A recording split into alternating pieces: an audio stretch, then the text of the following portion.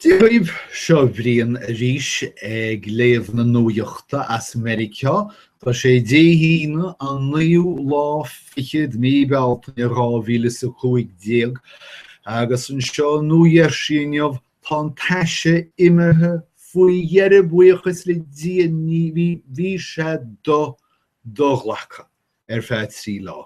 Ní rá mar an colú, ní rá mar an seasa. Hí mar timpeall in Normarístín ag guimhe dé deire a chur leis a taise agus tá sé thart faoi dheire hir hall. Tá sé na 8 díanamh 8 híon céim nó mar sin Fahrenheit ar nó agus tá ghrian ag tainmh ach níl si ag scoilte na gloch mar bhí si inné. Bhéidir go maidir i 7 agan tá staire a chuid túr don dónach ach ní féidir mór an muinín chur sna túra aimsere sa cheantar seo tá muid róchóngrach don áige agus mar sin bíon an ríig séide na frontaní seo ó dheas ó chuail sír ser agus deacar hús céird atá an andúil. Cibé, níl méid léamh na Hampshire, san méid léamh na nuaíochta. Tá so muid le scéalidir náisiúnta, bhí mé chaint faoi ISIS coppla lá hin, agus mar ró siad an chathair bheag Palmyra in Erthar an Tíria. Na Syria is dócha. Erthar na Syria nach é. Más chathair bheag go stratéiseach tá sé táhachtach, tá sé lár bhuail ceantar gáis agus tá sé chrostmhóchars I lár an ásaí. Féidir fáscha chur sin gainneamhlach? Féidir gur fearr gainneamhlach, ní is agam. Cibé feadh riant léitheantaí chuadir le báin amachchas amach. Rug siad saidiúí rialtais agus hailí na a bhí bainteach leis an rialtas agus dí cheanna siad iad sna sráideanna. Agus is chosúil de réir na scéalta go bhfuil riant céalta corp in a luí timpeall na sráideanna in Palmyra go fóil. Éine bhí bainteach leis an Sean Rémas tan cloigin bainte de farir. Ach mar sé nuair a chríochnaí an racht ligint fola seo rinne ISIS rud nach rádaí ní súil leis ó chosúil. Dheis siad an stáisiún ginnte leicteachis. Chuir siad na caidéiliske I gobir ríis. Da oscail siad an bácús, an taon bácús a bhí sa chathair, agus rion siad arán sírenéisce ar a bobal, agus deagra siad cruinnethe le ceannairí an bhaile. Sé sin is chosúil in náid an bhaile scriosa go bhfuil siad I gcíre I rialú mar rialtas. Tá seo choiríntas ar dhaoine ar nó. Rud eile tá choiríntas ar dhaoine ach tá sé luach go leor go fóill, níor scrios siad na hirsmí luachmhara I Palmyra mar a bhíthe ag súil leo. Bhéidir ná cheart iontas a bheith ar dhaoine. An taon fá go bhfuil ISIS ag scrios rudaí chosúil ná gur rudí iad bháin le íal airú. Ní léir go bhfuil mórán din íal airú I gceist leis na hirsmaí seo, tuigeann IS freisin, chomh tábhachtach agus atá an feidbliocht, agus níl gur go gcuir fí feitís ná olcar na bailte eile a bhfuil súil acu. So sin an scéal faoi ISIS. Scéal eile déag soch muidir ábhar scéal ón gan freisin ach go maineann sé le túisceart na Hafraice náisiúide go bhecht an túnéis.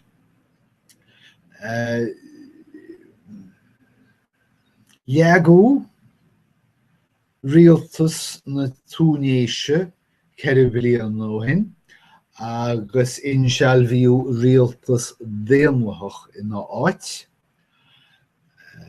Agus tá rialtas seo géirí tuairt le fios go bhfuil siad dáiríre faoi rialú déanlathach son an phobal, agus dá réir sin tá siad tar éis bíonn si fisrathe a agrú I le an chéasa a bhí arsúil faoin ghátheachtóireacht bhí an raibh an rialtas seo. Hena féin chur na mílte chur 2010 daoine fiosartha go raibh siad gur fianna se a thabhairt I le chéasa. Níl a chás amháin mar chás samplach is dócha, tugadh dún sa scéal seo faoin bhean Hamida Ajengui, Muslimach, a haringíú isteach an effig stáit bblion ó hin, agus a tugadh bascú neamhrócaireachta. Ní amháin ábh gur tugadh bascú neamhrócaireachta, crochú bonós ceannaí, rud ar nó thuispáin I Lonnacht, agus bagríú banig nuise. Nis tá sé seo donna go leor ach sa túnéis is masla a machchas amach agus is chóra ionintach seo mar sin go bhfuil rialtas na túnéise ag tuairt faoin na masla seo agus I géirí teachta réiteach. Cá bhís céir chus as ach túsmáid le na haibre. Scéal simúl as Illinois. Más cuimhnead an tanim Dennis Hastert bucheart, mar bhí sé ina cheann chomhairle I dteach na nonadaithe feadh 8 milliún leid, 8 milliún leid. Poblachtánacht is sé a bá is dear an gluúis sé caiite amach as a bhártaí sin, ach tá an FBI ag chuireanna le gur chur bréadóireachta I le. Maidir le ráite se thug sé I le cás airgid. Ba chosúil dá leis an FBI gur raibh beagán na neomharcha airgid I gimimeocht as cúntais an úsal Hastert agus isteach an áit na eile. Níl na nuachtáin ag chur ag rá na líomhaintí amach ach Sulla Dennis Hastert in a follitóir, bhí sé na bhúinteoir scaile in áirdscoil in Yorkville, Illinois. Agus thar sin bhí sé na sréanálaí ionrascála. Agus 3 bliain nó hin tháinig duine éigin chuige ag chur míompair ina lé agus ag rá go bhánach sé ciún dá ní go cheastart $3.5 milliún dó. Agus is chosúil thar na blianta idir dá líon bhí an súsal cheastart ag gíoch an airgid seo. Díg sé $1.7 milliún hena féin don scoutéir seo. Ar nó chás solir dúhála is seo, níl is agaman is an ghurfar an dlí an dúháilteoir. Tá mé árá dúháilteoir. Má sé sílim gur ceart. Ar nó tá ceart, tá chóir, tá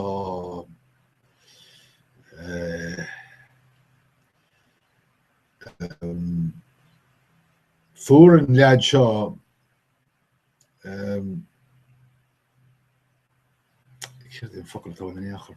díoltas, fuair sé díoltas agus bhéigean don úsal cheastart airgid a íc ach ní rud maithé dúháil agus béidir gur cheart don dúháilteoir seo dul ag na póilíní seachas dul go dtí an banc. Ach rís níl aine ag rá ósáard céir de hála ach is féidir léamh idir na línte agus ghlacam leis go bhfuil méid ana sin. Cábhis nach míompar gnéis is seo an éachar ach dom fearr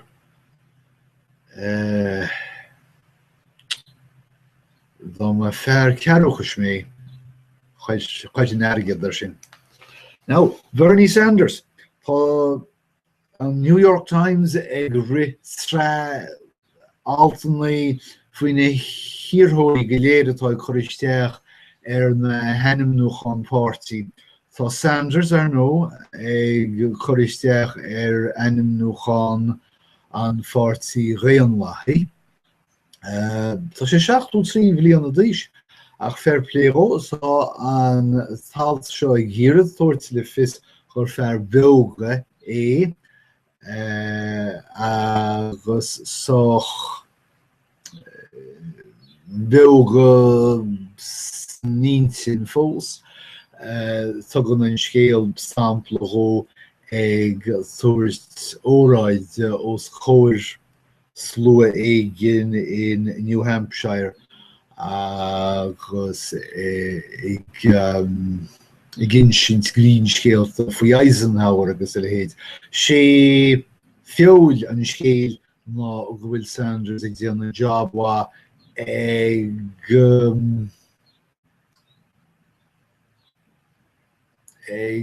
thairgt na bhóstóirí sin atá chomhaois leis agus níos sinne ar nó.